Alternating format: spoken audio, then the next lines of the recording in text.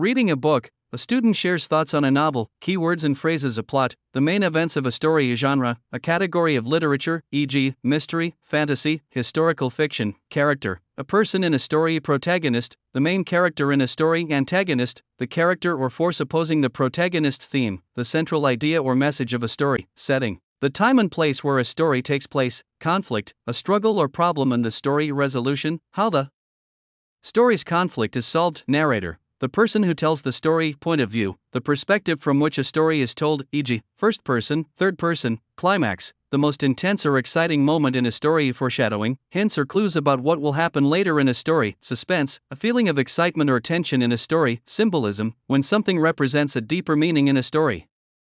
Listen to the conversation between Nia and Daniel about a novel. Hey Daniel, I just finished reading The Giver. Have you read it? Yes. That's a great book. What did you think of the plot? I thought it was really interesting. It's a dystopian novel, so the setting is a futuristic society where everything is controlled. Yeah, and the protagonist, Jonas, starts to realize that his world isn't as perfect as it seems. Exactly. The conflict in the story is that Jonas has to decide whether to accept the rules of his society or try to change things. I loved the climax of the book. It was so intense when Jonas made his final decision. I agree. I also like the theme. It makes you think about the importance of memory and emotions. One thing I found really interesting was the narrator.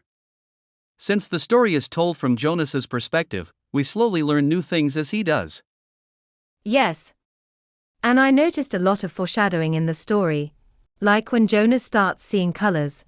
It hints at the big revelation later on. That's true. Would you recommend this book to others? Definitely.